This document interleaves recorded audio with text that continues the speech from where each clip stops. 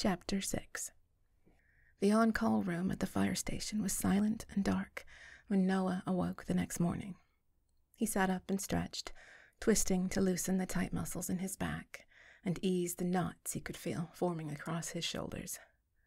In addition to the typical weekend night calls, 3 drunken teenagers, chest pains in someone who had overindulged at a chili eating contest and was fine after a stupendous, if aromatic, belch, and someone who'd called 911 because she couldn't find her TV remote.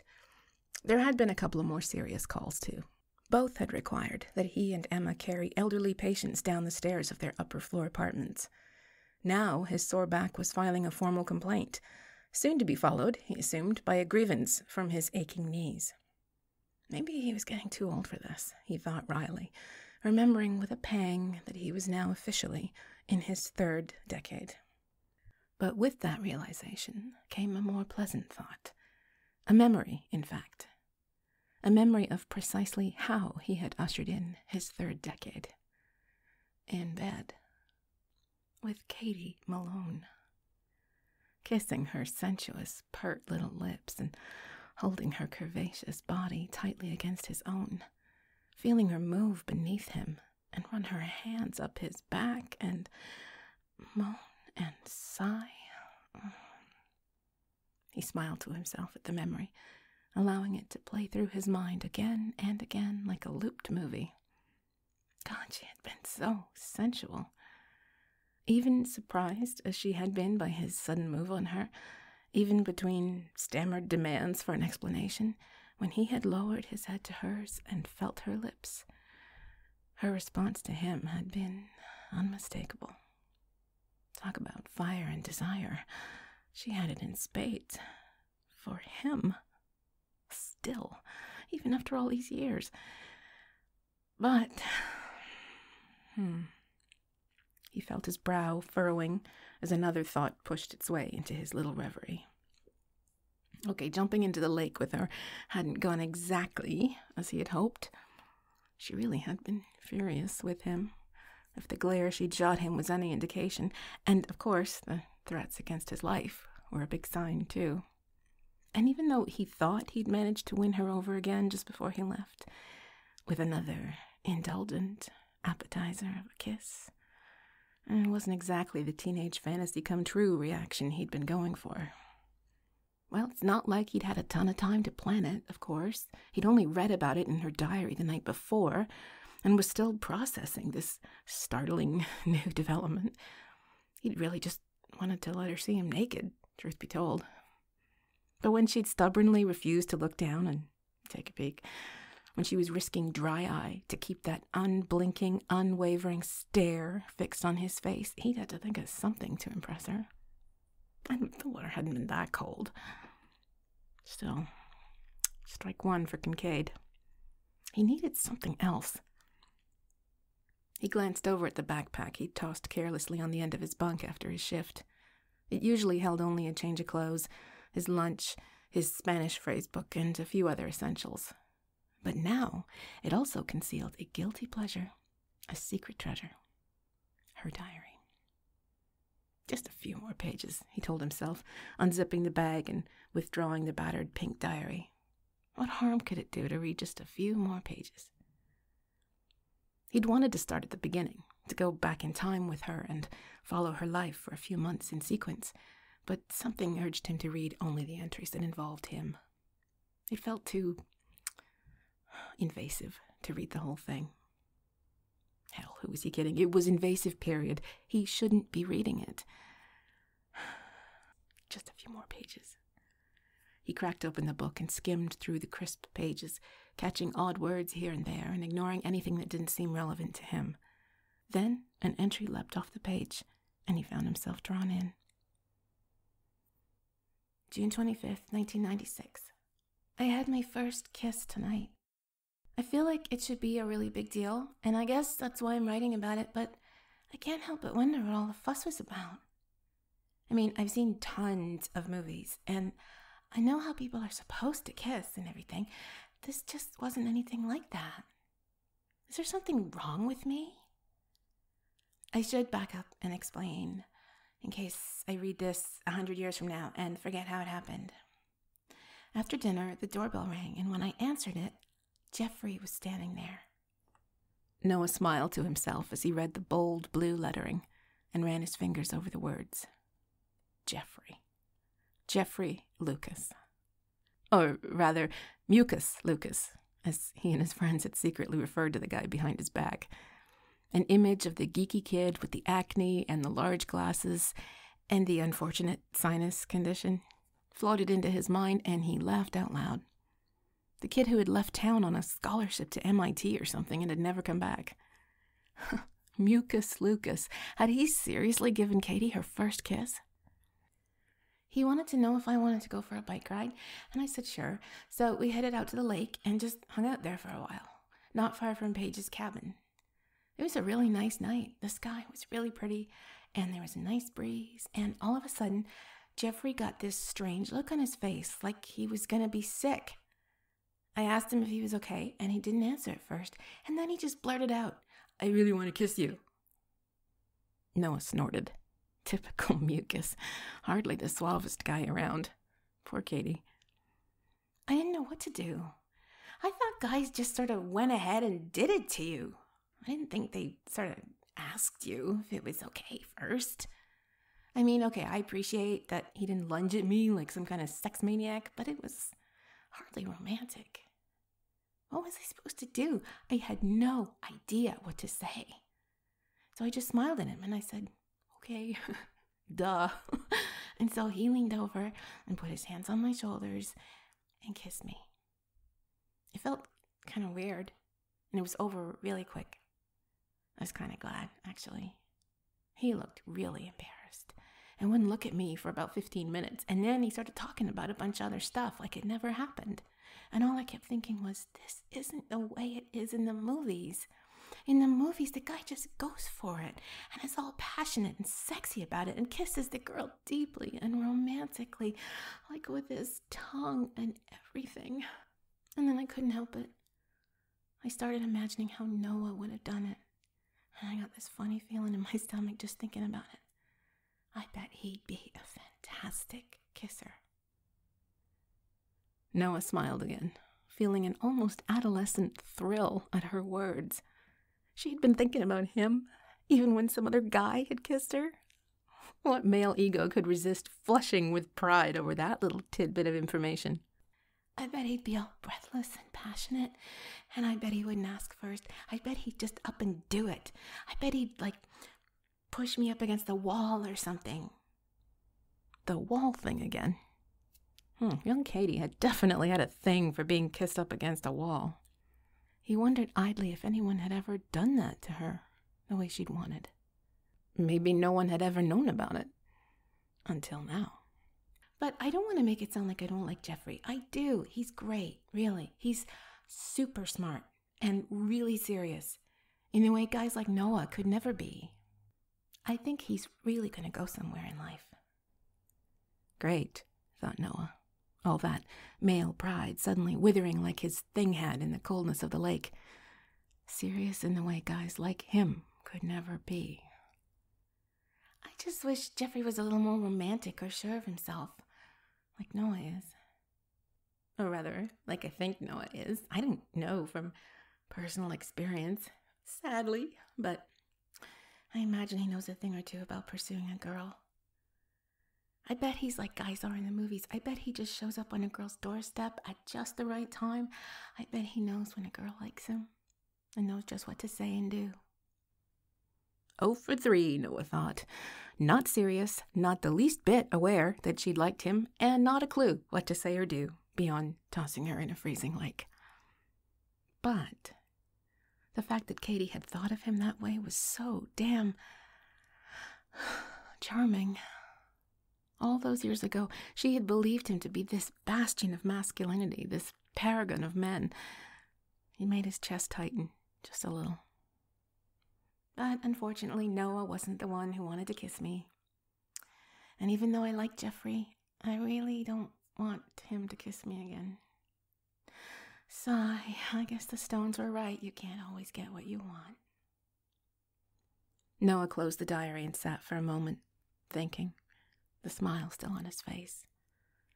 God, if only he hadn't been so frigging dense back then. If only he'd known that beneath her serious, mature exterior beat the heart of a wildly romantic girl who liked him. Things could have been so different. He slipped the diary back into the zippered pouch of his backpack and checked his watch. It was 9:40. He was officially off shift in 20 minutes. Maybe it was time to be the guy who knew when to show up on a girl's doorstep. The guy who knew when a girl liked him, and who knew just what to say and do. 15 years late was better than never.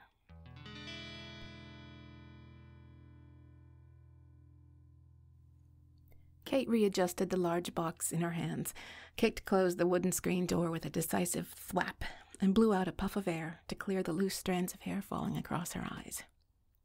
There. That was the last of it. Everything she owned in the world, after a merciless, scorched earth campaign of downsizing and simplifying when she'd sold her condo, was now inside Paige's grandfather's cabin, sitting in bags and boxes on the creaky old wooden floor. She set the last box down on the kitchen counter and brushed sweat off her forehead with the back of her hand, sighing with relief that at least the ugly job was done. It had been one thing to cart it all up to Cedar Lake in the trunk and back seat of her car, another thing to paw through it all to find the necessities for her stay here, but quite another to lug it all inside the cabin. She was so sick of the stuff at this point, she had half a mind to call up the local charity and have them come and take it all away. When she finally settled in here, when she finally found an apartment or, dare she hope, a house, she promised herself she'd go on a strict junk diet and prune her belongings down to that which she absolutely needed or thoroughly loved. Part of my new plan, she told herself. NMFA, in more ways than one. I will become an efficient, streamlined guru of simplicity. She glanced down at the words scrawled in black marker on the top of the box. Extra purses and shoes. Meaning purses with frayed shoulder straps and ink stains in the lining, and spiky formal heels she'd hopefully never have to wear again, and comfortable flats that gave her blisters. Well, she thought grimly, progress, not perfection. She poured herself a cold glass of water and went to sit in the middle of her boxes, marveling at how the weather had managed to change so much in just 2 days. Either she was just overheated from her exertions, or this morning she could actually feel the first hints of summer wafting in over the lake. The air was thicker somehow, more humid, and settled heavily on everything like a warm blanket. It reminded her of hazy summer days when everything was so hot and still, and not even a whisper of a breeze tickled the trees, when you could smell the cedars baking under the sun, and even the mosquitoes were too sun-drunk and lazy to seek out prey. She looked out over the lake and could picture the tourists on their houseboats and rented jet skis, the weekend fishermen puttering along to find the best spots. Summer brought Cedar Lake to life, and today's warmth was a subtle prelude to that. And unlike most year-long residents of the town, this year she was actually looking forward to all that bustling, busy activity. And yet, just yesterday, it had felt like Siberia in here. Oh yes, she reminded herself, yesterday. That cold morning, and one incredibly hot old high school friend. She had tried to put the strangeness of that day out of her mind. She had forced herself to scare away the images whenever she flashed on a memory of his body pressed against hers, his mouth moving languidly over hers, his hands all over her. But Lord, she was only human. She found herself going back to those memories again and again, poking at them the way you just can't leave a hangnail alone, even though you know you really should. She felt something deep and distinctly primitive flare in her belly at the memory of that kiss. Of those kisses, plural. Janie Mackey was an incredible kisser. If she hadn't been so utterly baffled by his behavior, she might have let herself enjoy each of them a little more. But really, how could she have reacted any other way? 1 minute he'd been goofy, annoying, irritating Noah, torturing her with his icicle feet and laughing at her discomfort, and the next he was a serious, sensual, luxurious lover, kissing her passionately, moving his hands over her so hungrily, yet so sweetly, like he'd wanted to feel her forever. and the way he'd looked down at her, gentle humor still glinting in his beautiful eyes, even as they grew heavy-lidded with desire. He had been very much a grown man all of a sudden. A grown man with a look behind his eyes that spoke of a real soul residing within. A sweet, sensitive soul. A little scared, a little exhilarated, a little shy about kissing her, but taking command anyway, letting his soft, luscious lips claim hers with increasing urgency, until Paige's voice had popped the little bubble of insanity they'd wrapped themselves in. It had become so intense so quickly, it had turned from a childish tickle fight to a passionate, soulful embrace in a matter of moments, and it had made her head spin. Would they have ended up making love right then and there if Paige hadn't interrupted? Would that have been such a bad idea?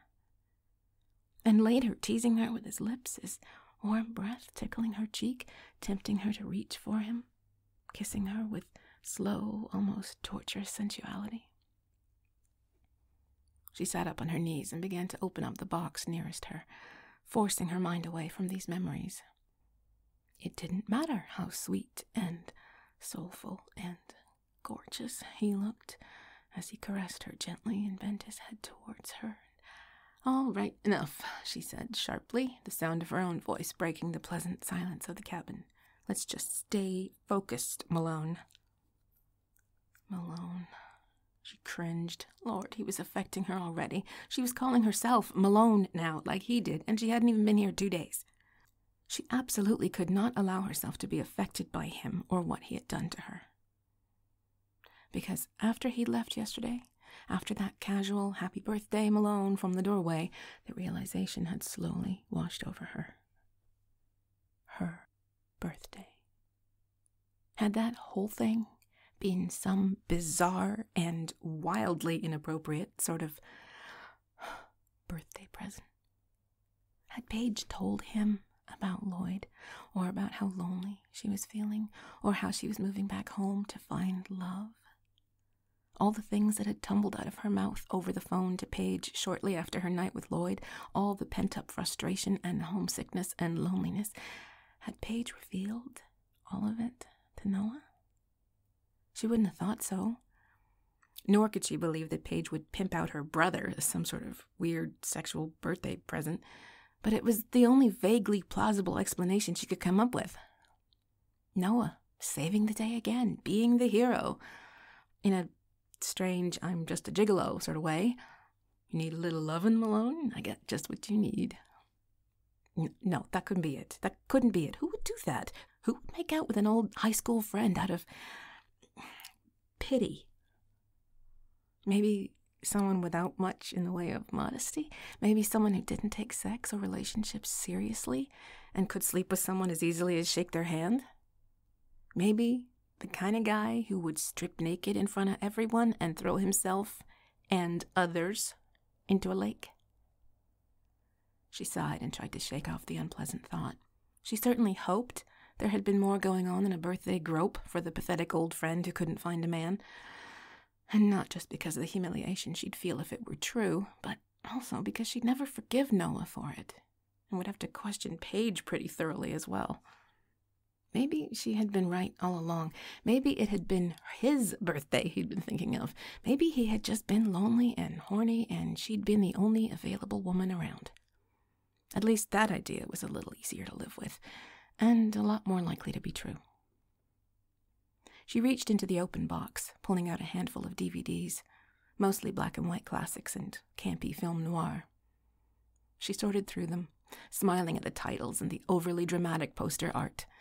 Barbara Stanwyck, Cary Grant, Bogart and Bacall, all looking desperate or villainous or like lovable goofs. She gazed at the bottommost title and put the others aside. The happy faces of Jimmy Stewart and Donna Reed greeted her from the front of the battered jewel case. It's a Wonderful Life. Probably her favorite film ever. The film she'd watched every Christmas for as long as she could remember. The movie that almost always made her cry. She looked at the monochrome photo on the cover of little Zuzu waiting to hang the bell on the tree and thought wistfully of how much simpler life seemed back then, How charming and innocent everything seemed. Maybe she'd been born in the wrong decade. Maybe that was her whole problem. Maybe if she'd been born 50 years earlier, she would have had a wonderful life too. A creak on the porch stairs filled the silence, and a quick succession of raps sounded on the wooden frame of the screen door. "Come in," she called out absently, not looking up from the picture of George Bailey and family. When she didn't hear the telltale squeak of the rusted hinges protesting against the door opening, she raised her head, blowing another loose strand of hair out of her face, and froze. Noah. Great. Just freaking great. She hadn't even heard a car pull up or footsteps across the gravel. Had he snuck up to the house for a stealth attack?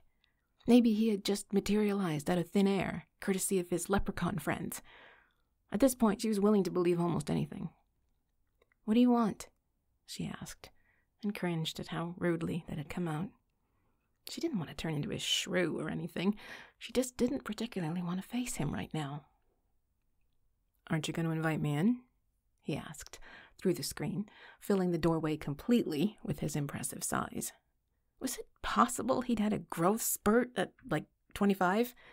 She certainly didn't remember him being that tall, or wide, or gorgeous. "I said come in," she said irritably. "You didn't know it was me," he replied. "I want to make sure the offer still stands." She sighed. "Come in, Noah. It is your cabin, after all." He smiled and creaked open the door, unleashing a squeal of outraged hinges that made him turn his head and frown down at them. "I should get some WD-40 for those," he said. "I can manage it," she said. "What do you want?" He looked up at her, and his frown deepened. "Is this a bad time?" "No," she said. "I just finished moving my boxes in, and I'd like to finish unpacking. I'm going down to Paige's store in a little while, and I don't want to come back to all this mess." She watched his face to see if he'd taken the hint. Of course he hadn't. "So what can I, don't say it, do for you, help you with?" He didn't answer, just strolled over towards her casually. He was wearing a black t-shirt and jeans that she wouldn't exactly call tight, but which, nevertheless, clung to him in all the right places. His tanned biceps peeked out from underneath his short sleeves, and the belt buckle at his waist was uniquely positioned to draw the eye to his thin hips and, well, lower. She looked down, reminding herself she could do this if she had been able to resist looking when he had stood before her resplendently naked and daring her to look. She could certainly resist looking when he stood there fully clothed. Unfortunately, he was the kind of man who looked just as good in clothes as out of them. And judging from the slight smile quirking his lips, he knew it, too. "I thought I'd take a look around, see what needs fixing up," he said airily, walking past her to examine the large windows that overlooked the lake. "I didn't know Paige had offered the place to you for the summer, but if you're going to be staying here full time, I think I should fix up a few things." No way was she going to let him hang out here all summer doing repairs, doing manly man stuff, probably with power tools, probably involving lots of muscles, probably without a shirt. She stood up, preparing for battle. "Not necessary," she shook her head, "but thanks anyway." He half turned to look at her, eyebrows raised. "Why not? The deck needs to be restained, maybe some posts replaced.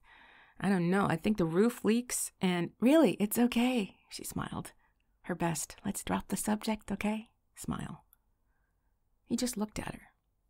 Then he turned back to his examination of the window. "Like you said, my cabin." "I'd rather you didn't," she said firmly. "Not until I find a place of my own and move out." He faced her again and folded his arms across his chest. God, that made his arms look even bigger. Was he aware of that? Did he practice in front of the bathroom mirror or something? "Maybe I should clarify," he said. He lowered his chin to his chest and looked at her. "I'm not suggesting I stay here. I have my own place in town." "Right," she said.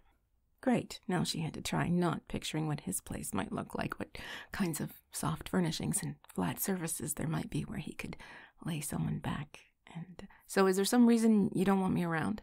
he asked, his eyes dancing. She closed her eyes and sighed. Might as well get this over with. What the hell happened yesterday? She asked, her hands somehow finding their way to her hips in a strikingly maternal pose of disapproval. He quirked an eyebrow at her. What, at work? Oh, typical weekend. You know very well what I mean. Oh, he smiled. That. What about it? Noah. She glared at him. What? All innocence. She made a noise, a little snort of frustration, and went to the fridge, mostly to dissipate some of the nervous energy that had started tingling through her the minute he'd arrived. She reached in and withdrew a bottle of lemonade, cracking it open while she glared at his smiling, jerky face. He was enjoying this. He was having a grand old time, teasing her with this. Well, she was too old for his doofusness anymore. They both were. She was going to address this like an adult. You kissed me, she said, matter-of-factly, her own eyebrows rising imperiously. Just out of the blue, you kissed me, and I think we need to talk about it. Yeah, well, he started forward, sauntering towards her slowly. That's not exactly what happened. What do you mean? She heard her voice rise, girlishly. She struggled for composure. You climbed into my bed and started kissing me. You're not going to deny you did that, are you? Nope, he said, crossing over the line that divided cracked linoleum from cracked wood, living area from kitchen. But that's not the whole story. Oh, yeah? What am I missing? She demanded, hands on hips again. Damn, she wished she could stop doing that. She lowered them again, but didn't know what to do with them. Well, she knew what she wanted to do with them. He was standing right in front of her now, touchably close, smelling clean and masculine, with a hint of some spicy aftershave or some such manly fragrance. Whatever it was, it smelled so damn good she wanted to breathe it in. She wanted to reach out and splay her hands across those impressive muscles, round them over those nicely developed shoulders. Now that she had first-hand knowledge of what he felt like, she doubted she'd ever be able to stand this close to him again without wanting to repeat the experience. As if he could read her thoughts, he stepped even closer. She backed up involuntarily, her back bumping up against the wall beside the fridge, the top of her head brushing against the little reproduction ship's wheel that had hung there since God was a boy. He smiled at her, angling his head, and his gaze drifted down to her lips as he spoke. You're missing the fact that you kissed me back, he said, his voice low and seductive. Both times. I did not, she protested, her heart beginning to pound wildly in her chest. Oh, yes, you did, he smiled. He leaned forward and braced his hand against the wall beside her head. Both times. I did not. She put her hands on his shoulders, holding back his slow but steady descent towards her. He paused, tilted his head back slightly, and regarded it. Want me to prove it? He asked after a moment, looking at her lips again. His voice was so low, almost gravelly, with the kind of huskiness she didn't hear often, but which sent chills down her back whenever she did. He had to know he was sex on legs. He just had to, didn't he? Damn him. How do you intend to do that? She asked. But she knew. Oh, she knew. He smiled, his cheek dimpling adorably, his lips quirking. Then, quickly, confidently, he pressed up against her in one fluid motion, pushing her up against the wall, up against the rock-hard expanse of his chest. She gasped at the suddenness of it, at the sensation of his body pressing against her so firmly, at the feeling of the wall at her back. He angled his head to look down at her, to pin her with his eyes, and his hand slid up her hip and around to the small of her back. His other hand left the wall and slid through her hair to her nape, gripping her even while his body held her pinned against the wall. And when he had her completely pinned, completely held in his grasp, his knee parting her legs and his thigh pressing against her most sensitive parts, he paused for a moment and smiled again, that devilish, delightful smile, and kissed her. His lips came down on hers with a soft, wet warmth that sent a cascade of pleasure rippling through her. While his other kisses had been slow and sensual, this kiss was sure and powerful, his mouth slanting over hers confidently, his tongue seeking and finding hers with sure, steady strokes. He moved forward even more, pressed himself against her breasts even more firmly, and deepened the kiss, exploring her mouth with his while his hands secured her, sinking into her hair and gripping her back possessively. And oh, yes, did she kiss him back. She met his kiss fiercely, savoring the sensation of her tongue tasting his, reveling in the feeling of his mouth claiming hers with such raw, masculine ownership that she felt compelled to claim his for herself in return. She took his mouth with hers, taking his bottom lip gently between her teeth and then letting go, to savor it with her lips alone as he groaned. His groan was like a shot of pure adrenaline, and some feminine part of her triumphed at the small victory. Another feminine part of her responded much the same way to the other evidence of his pleasure, pressing itself insistently into her belly as he held her against him.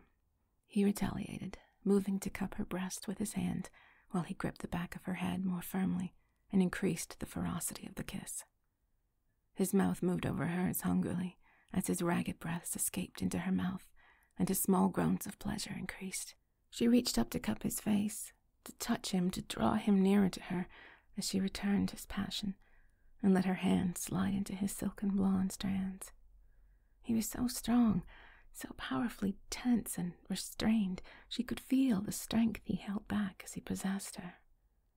The sheer, unmuted sexuality of it liquefied her, and she kissed him back with equal hunger until, breathless, he pulled back suddenly and pressed his forehead to hers, panting out jagged breaths as his lips matched the smile that was glowing in his eyes. "Told you," he said duskily. When he leaned down to resume the kiss, she found the presence of mind to push him back, even though her tingling lips all but cried out for more bruising. His lips were wet and just as bruised from her assault on them, and looked so damn tantalizingly tempting, especially when his tongue peeked out to moisten them further. But hormones be damned, she simply had to put a stop to this. Now. "Please, don't," she said, as breathless as he was. Her breath hitched as she spoke. Please stop." He angled back again, his eyes searching hers. He stood still for a moment, assessing, and then took a step back.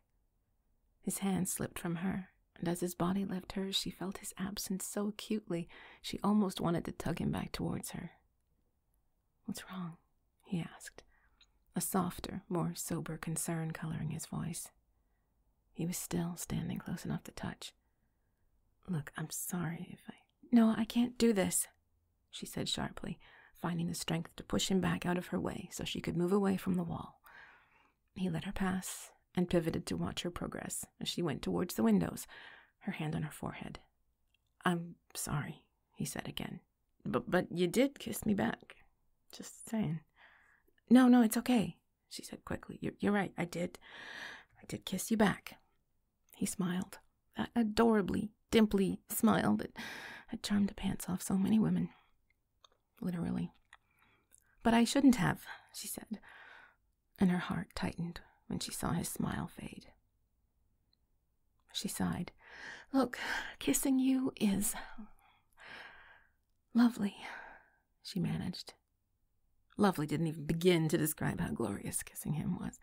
"But it's so not a good idea." He folded his arms across his chest and rocked back on his heels, tilting his chin up as if assessing her again. "Seems like a great idea to me." "Well, it's not, okay?" she said, glared at him. "I don't know what's come over you, or me for that matter, but whatever it is, we can't do this. It is such a bad idea." He leaned forward then and rested his elbows on the L portion of the countertop. He clasped his hands together and looked at her, a hint of amusement playing across his features. "At the risk of sounding like a wounded egomaniac, can I ask why?" "Come on, Noah, you know why. There are about 1,000,000 reasons." "Name one."